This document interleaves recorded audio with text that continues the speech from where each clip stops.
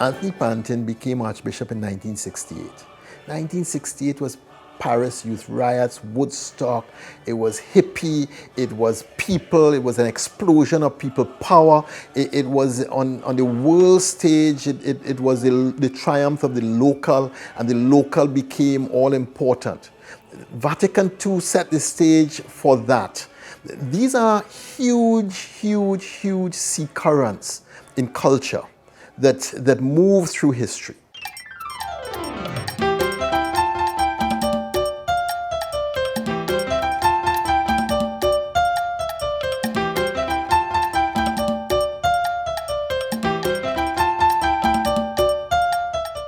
So Tony Pantin becomes Archbishop in 68. 1973, the world starts moving to the global. But Tony Pantin continues along his trajectory of the local church, because that's how he was formed, that's how he was Archbishop, that's how he continued to be Archbishop. When he dies in the year 2000, the church had for 20-something years moved significantly to the universal. And so when the Roman Church looks at Trinidad and Tobago, it sees a church out of step with how it thinks church should be at that time, because these big global transformations have taken place. So in that big sea change, what then happens is a man is brought in to move the church to the universal. Now, all of us who have been formed in the local reality of the church see this as a terrible thing. That tension in politics in the 80s became our tension in 2000 in the church. But these aren't local forces at work, these are global forces at work. And the church locally, during that time, had to face some realities globally that it had not faced before. Now, God works all things for good for those who love and trust Him, is what I would say.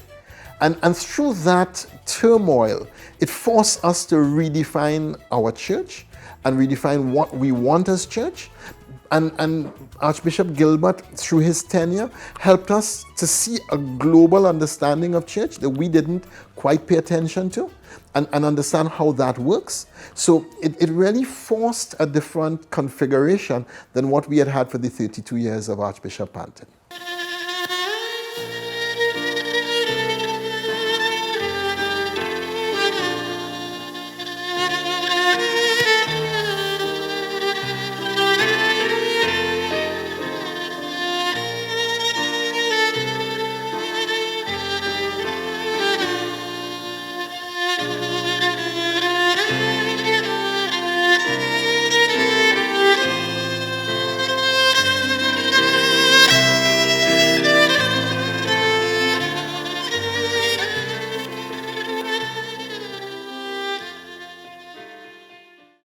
All the archbishops supported the work of the Catholic people.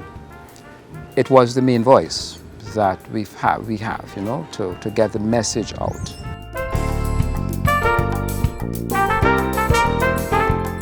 I really admire the change of bishops, each bringing their own flavor and spirituality and theology at a particular time. In particular, Pantin, he was setting a local church into space and reclaiming inculturization, doing the interreligious dialogue, the ecumenism. He also brought a lot of inclusivity.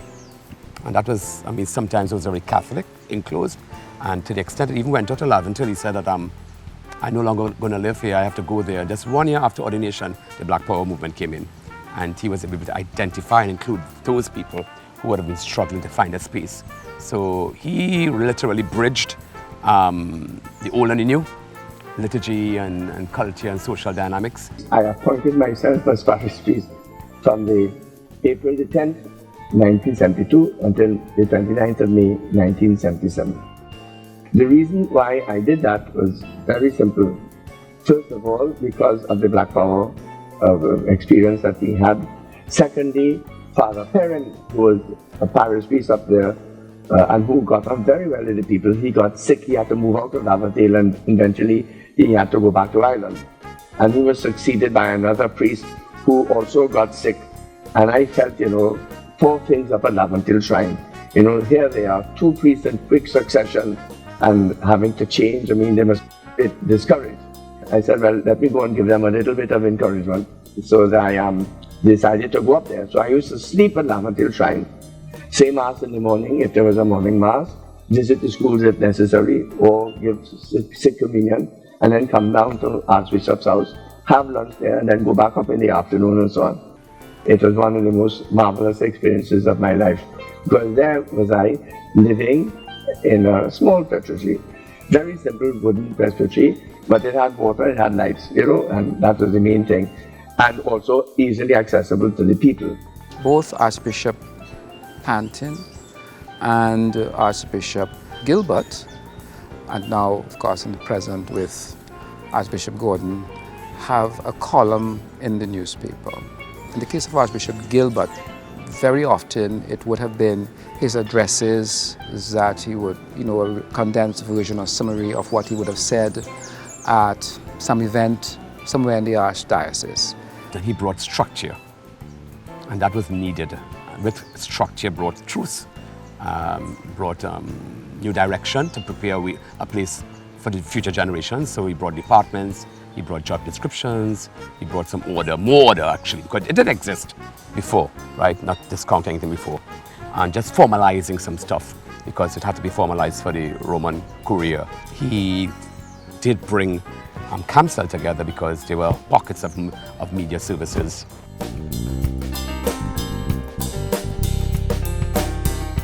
In 2008, the church, the Archdiocese, really hoping and desiring to integrate the communications media more and more into the life of the church, wanted to make greater use of communication within the church, brought together what was Catholic News and Catholic Communication Studio. We had a studio at Archbishop's house, and that really was dissolved into this organization that today we call CAMCEL. So Catholic News, the Printing Services Limited, which was what the actual name of the company that published the Catholic News, was Printing Services Limited. Printing Services Limited came together with the Catholic Communication Studios, and that so an amalgamation came about, with the expectation, with the belief that in doing so we would better be able to do all that we felt that we needed to do as church at that point in the history of our church. Archbishop Gilbert also started the integration between print and digital.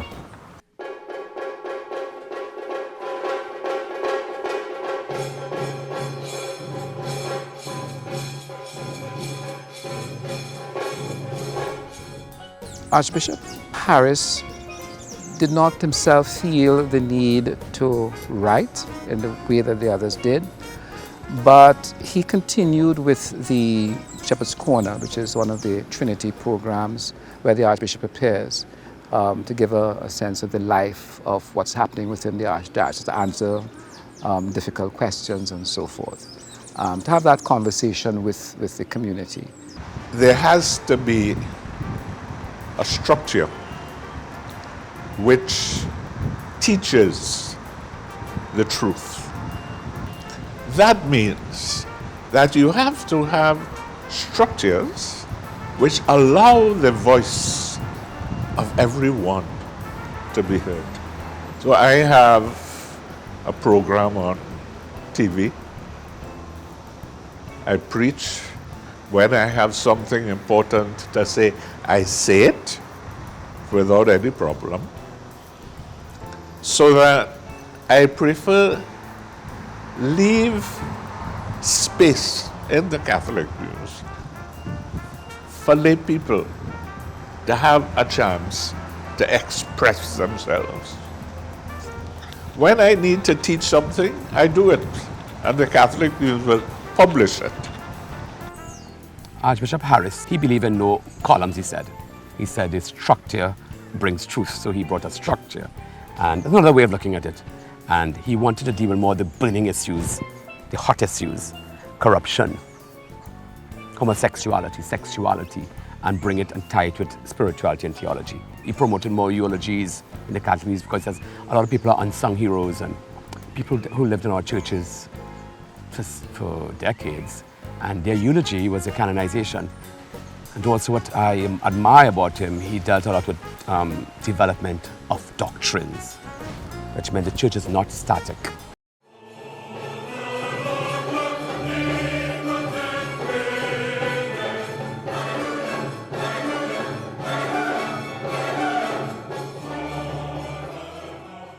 Archbishop Jason, of course, he came in with a thunderbolt, and he's about media relationships, he's about technology, he's about issues of the day, he's about people formation and structure.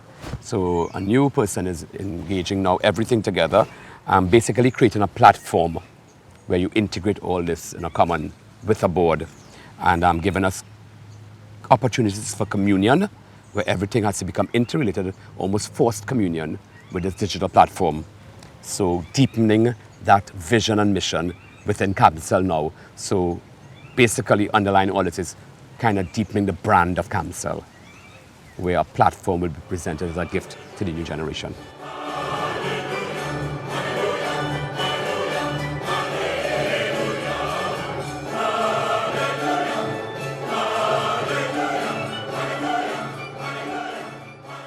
Catholic News is now available digitally, which means as of October 2017, the entire archive of the 126 years of Catholic News is available online. That didn't exist previously, and that was an entire exercise, right?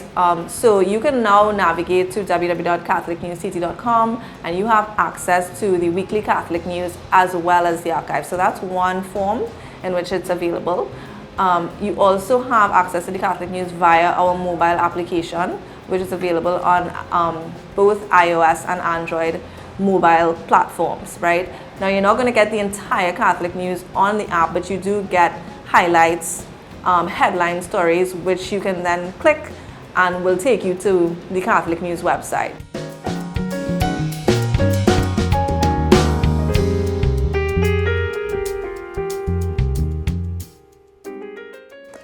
We've had some great people behind the Catholic News from its inception until today. And the church has really put a lot behind it in that sense. And editor after editor has made a significant contribution to the Catholic News and to the local church. At the end of the day, you know, the role of an editor has been pivotal. Father Nicholson was the editor when I was a child, and then Father Michel Devertaille was the editor when I became involved in church and as a seminarian and then as a priest. Then June Johnson was the editor. So these people made significant judgment calls on what comes and what doesn't come to the Catholic News. And it is that sober view, that sense of appropriateness.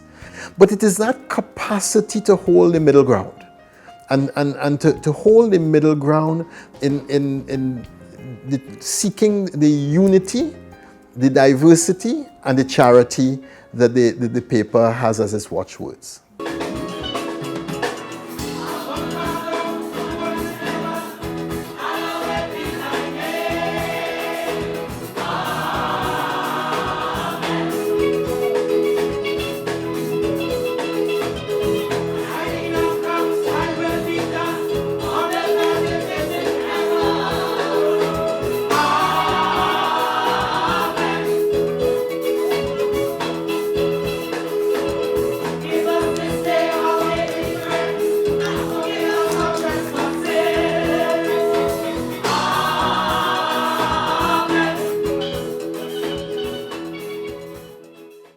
Father Devertaille was made editor of the Catholic News in 1991.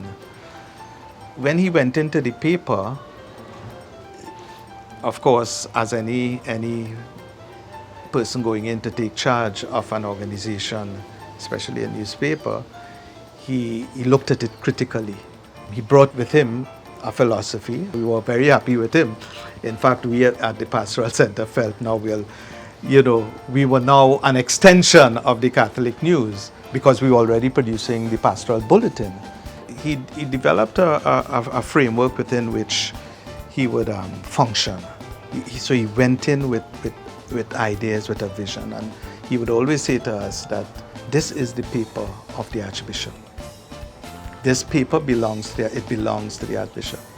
And he, in a sense, decides what goes into the paper, but understood that it is the paper of the Church. If you understand the dynamic there, the Archbishop is really the owner of the paper, but it is the paper of the Church. And therefore, he sought to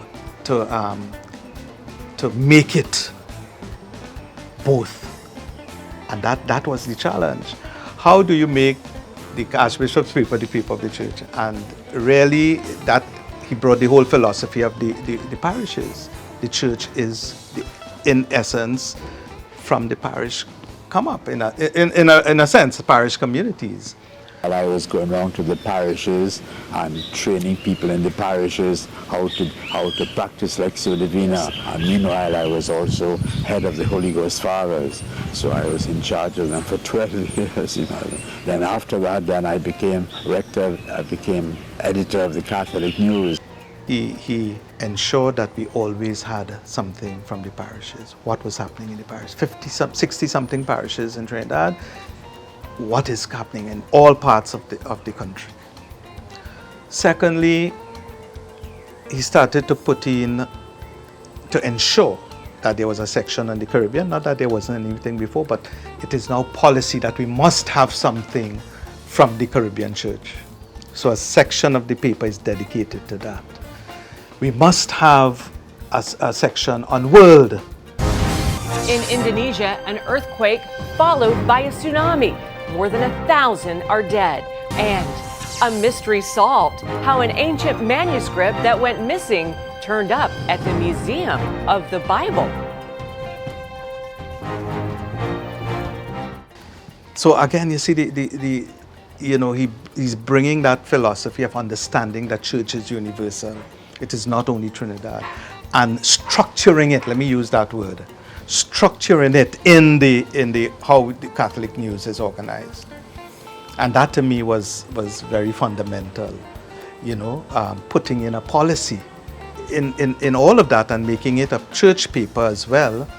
We started to broaden the involvement. So writers, bringing in the Pew Catholics, right? More writers, more contributors, more lay people to contribute. Very early in the life of the Catholic News, he understood that for this paper to continue to survive, it needed the young people. We are a chosen generation, called for to show His excellence. All I require for life, God has given me, and I know who I am. There we go, we are children. We are a chosen generation, called for to show His excellence. All I require for life, God has given me, and I know who I am. And he introduced the youth supplement. Where He says I am, I know who I am. I know who God says I am. I began working for Catholic News in 1994. In 1993, I was a youth leader in San Fernando. And the youth paper for Catholic News, which was called Vision at that time, they wanted reports on, activities taking place in the Southland. So I started writing. I always liked writing, actually, ever since my days in college, Presentation College. So what happened is I started submitting articles, and it encouraged me to write and continue writing. Vision was a supplement of Catholic News. Perhaps it was the first real big supplement in Catholic News. It was a supplement with a very rich history of its own.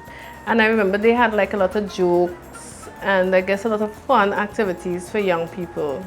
Emily O'Keel, Laura Ann Phillip, they were the people that I met, and they were writers, and they wrote, kind of hard-hitting stories as young people would think, is hard hitting at that time, right?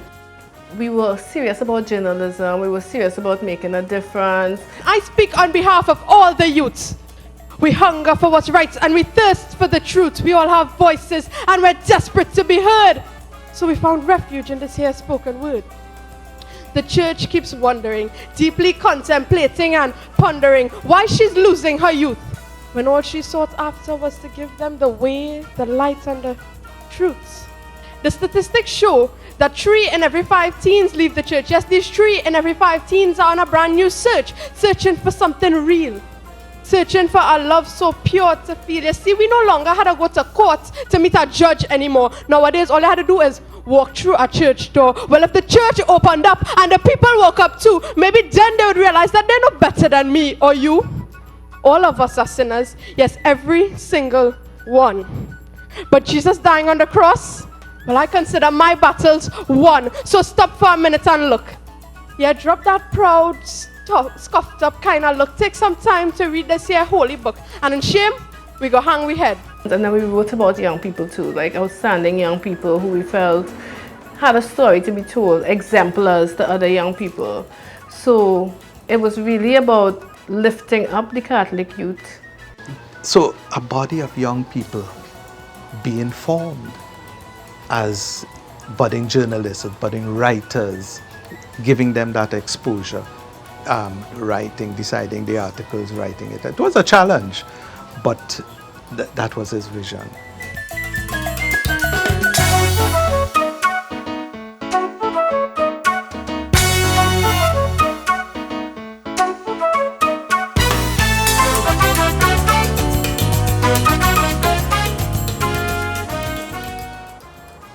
I became the editor for Catholic News in 2003, April 2003 to be more precise, and I demitted office in May 2013.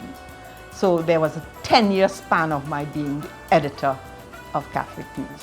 Female editors of the Catholic News have been few and far between. There have been 2. I being the first and Kathleen Maraj following after me. Most of the editors of the Catholic News have been men or priests. We have only had 2 editors who have been women, June Johnson, and after June Johnson, Kathleen Maraj. We have to recognize also that the church still is in its leadership a patriarchal institution. It is run by men, we cannot dispute that, because the priests are men, not women. That is one. And secondly, Vatican II had only begun to appreciate the input of women in the life of the church in a very public way. It was quite an order to imagine what the people would be like under the editorship of a woman, because women bring to the people their own experiences which are different from that of men, especially in the area of family life, also the area of work, the area of theology, how they reflect on theological matters, and they will do so differently from men. And I think that is an important element in choosing editors who are women, so that they will bring forward their own experience, their own vision of how they see the world, what they think matters in this present time in which we live, and how they can add their own specific contribution.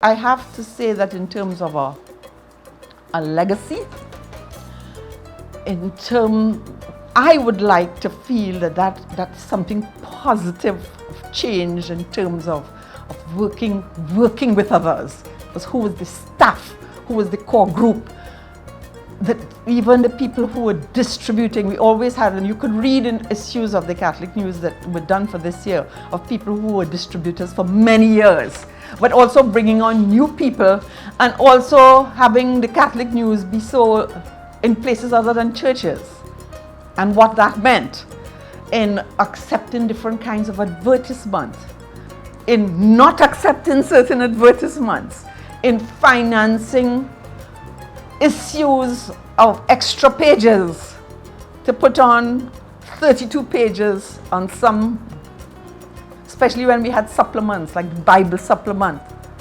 right? Supplements that Ruth that emerged for women. I loved how Denise Scott did a piece of work bringing woman and womanhood and feminine theology into the realm of the supplement. That worked very well. So Ruth was a quarterly women's supplement that we did in the Catholic News. And the purpose behind doing this quarterly supplement was so that we could connect with the lives of the Catholic woman who is, in our opinion, the backbone of the Catholic Church. So we wanted to give them something for being, this is your church, this is you make most of this happen. When you get home from having all of this happen, taking your children, your family, you could sit back and you can read your paper and read about yourself and your life and your friends and your experiences through the Catholic News. So it was kind of to give them back something, but it was also to celebrate the Catholic woman. We felt that there were women in the Catholic Church doing amazing things every single day, like leaps and bounds, and they weren't being recognized. So we felt like it was an opportunity to celebrate this woman of faith. And we felt that who this woman of faith wasn't necessarily the people you saw in front of you. They were little ladies cleaning the church. They were just the unsung heroes. So we felt that they should have been celebrated. The topics that Ruth tackled were health, finances, faith, and cooking, soul food, inspiration. And they were important because those were the things that we felt Catholic women needed and Catholic women were living through.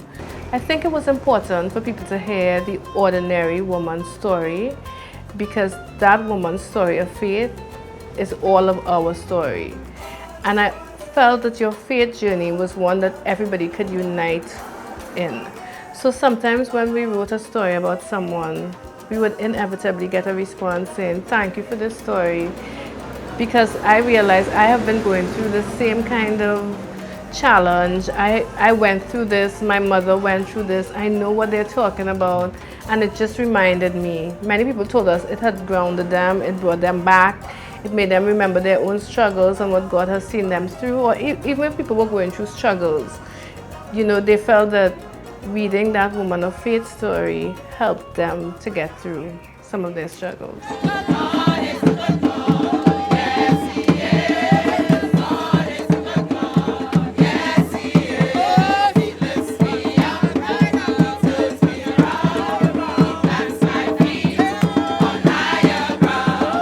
I became editor of the Catholic News in September of 2016, just about 2 years ago. I think of it in the sense of being a gatekeeper, right?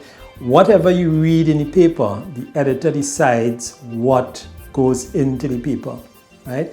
And more specifically for the Catholic News, this is the official organ of the Archdiocese of Port of Spain. The publisher is the Archbishop. So whatever goes inside here has to, more or less, it must speak church, it must speak the Catholic Church. I try as much as possible to return to that basic tenet of always putting something in from the parishes, something that is topical, something that is national, something dealing with society. We focus on not only what happens in the church, but also what happens nationally. We have our opinions. I mean, the Catholic faith isn't limited to being in church. The Catholic faith is something that you live, right? So the church has an opinion on almost every aspect of life. So we need to let people know that we are Catholic, but we deal with crime, we deal with violence, we deal with social justice issues, right? We deal with sports, we deal with education. I mean, these are the things that are part of our daily living. Its subscribers who read the Catholic News every week have a sense of a local church, a Caribbean church, a global church. And that sense starts to paint a picture of Catholicism in the minds of the readers. And there's no other instrument of formation in the Caribbean that has the depth, the quality, and the range of the Catholic News. And I think that's its first major contribution. And that's why there are people all over the Caribbean and all over the world who subscribe to the Catholic News who are not in Trinidad and Tobago. And a weekly read of the Catholic News is the greatest theological formation you can find.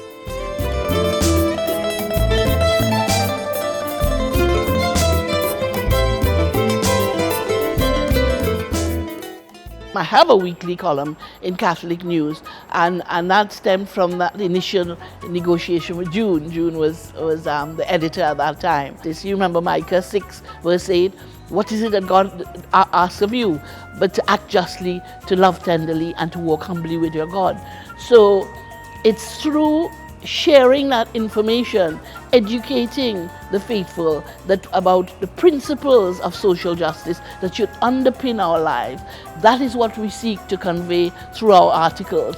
People are not aware of the various key principles, social justice principles, such as the sanctity of life and the dignity of the human person, building the common good, that is creating conditions under which everyone can realize his or her potential, rights and responsibilities, caring for creation, the role of government. You know, they're all these titles, but we need to give bite-sized examples. So each week we try to focus on current local and global issues in our column. After 3 years, Nina exited the position and Father Michael Moses became the new chair. Between 2006 and 2007, and I want to pay tribute here to Father Michael Moses, he really played a major role in the issue of the smelter plants. Remember, there was a time when our then government wanted to install smelter plants in the Southwest Peninsula, and he got technical advice, international advice, and was able to use that and to rally support. People were protesting, and sometimes it nearly boiled over into violence. One of the things, there's a newspaper reporter, Melissa Dazrat, who said one of the things he did, Father Moses, is to calm the situation down. Father Moses almost immediately joined hands with the Chatham and Union Village residents to protest against the plan of government and Alcoa to relocate the communities in order to establish a smelter plant in the area. Nobody was prepared properly for this because what is most dear to us has already been gone. We are only asking for justice in relocation. Alcoa eventually withdrew from these communities.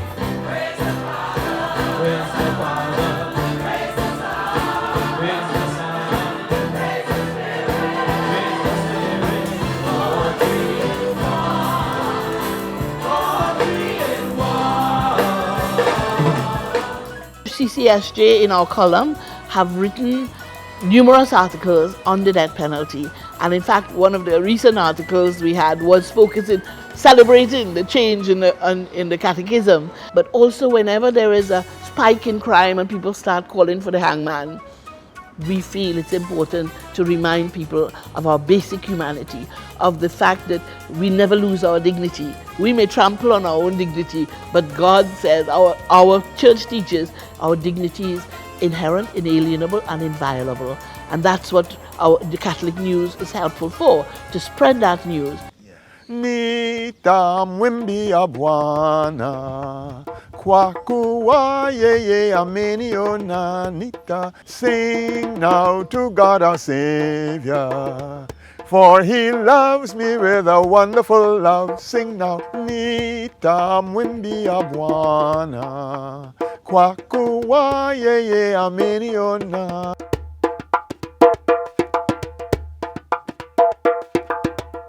in music, which is basically my sphere, we had composition workshops so that people could say, so this is what the Vatican Council wants, this is what we are invited to do. How do we do that? And not how do we do that just generally, how do we do that in a Caribbean context? How can we approach God using who we are, Caribbean people, our rhythm, our music, our approach to God? In the 1970s and the very early and up to 1980, there were 2 or perhaps even 3 events. First of all, there was this composition workshop, which was the mandate from the late Archbishop Pantin to the music committee. So we went all around the country, parishes and clusters of parishes, holding composition workshops. And then we gathered the best of that and celebrated it. We had a festival of liturgical music in Queen's Hall in October 1975. We called it We for Jesus. And there we were able to showcase beautiful stuff. And then people began to sit up and think, oh, but we do have talents. We can do this. And then, so the Catholic News reported what had happened. And because in those days we did not have the tools that we have now, like computer music writing programs, I had to score the songs that came out by hand and prepare them for publication in the Catholic News. And every quarter, the Catholic News used to have a supplement of the new stuff.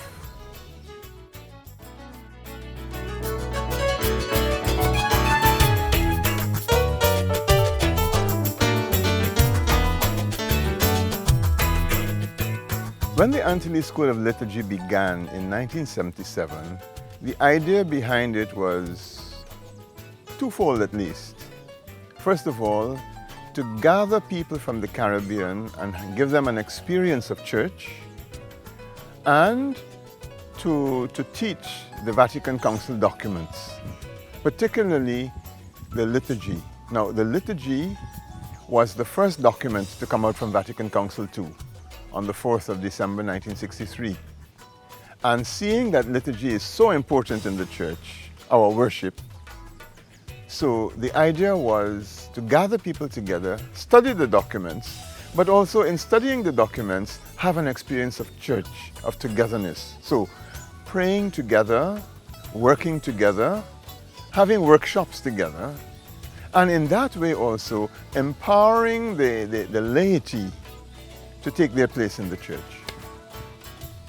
That was the idea at the beginning. Father Ildefonso, when he mooted the idea, he was thinking of maybe at the most 50 persons would turn up. We had 100. It was really very good, and from different parts of the Caribbean. Yeah. Over the years, the Catholic News has been very supportive of efforts in the diocese to educate the laity. I'm thinking of the School of Liturgy. I'm thinking of the Pastoral Center particularly. I'm thinking of various catechetical endeavors in the south and in the north and in the east. The Catholic News always carried articles, always carried opinions, always helped us to educate people, particularly for those who could not be physically present at the School of Liturgy or in one of the sessions from the Pastoral Center or from the Catechetical Center. They could read and understand. And it was like a kind of springboard to ask more questions.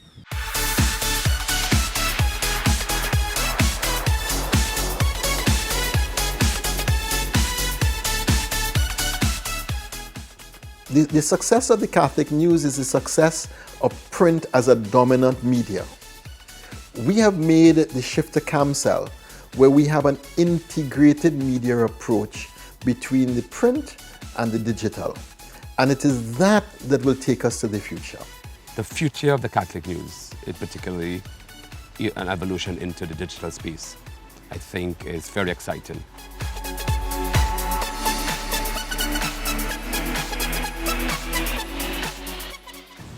exciting for me basically is creating a transformative, religious, imaginative, integrated platform. With so much rapid changes, technology is changing exponentially. So we have to create a platform to accompany. Pope Francis spoke about it in the Joy of the Gospel, the art of accompaniment, people on their journey of the next generation. We have to pass on something to them. As the digital media manager, my job is primarily to lead and manage the digital presence of the Archdiocese of Port of Spain and CAMCEL in support of the greater mission of the Archdiocese. So CAMCEL is the communications arm of the Archdiocese of Port of Spain. So as the digital manager, my role is to support the overall mission of the Archdiocese, and of course, and that's both locally and regionally. Because the Catholic News was primarily a print medium that did not exist before in the digital space. To make it interesting and to appeal to new audiences, we've then had to change the format in which we deliver the content. So the digital department works very closely with editorial to deliver content from the Catholic News in mediums that are being consumed digitally, which would include audiovisual, video content, interactive content. We think of the Catholic News as a community paper first. We are a niche. And with that comes a distinct responsibility to make sure that we serve the community that is committed to us. So I think what has remained the same is a commitment to Catholic values, a commitment to mirroring and addressing the concerns of the society at large from a Catholic lens, and that transcends whether you're doing that in print or in the digital arena.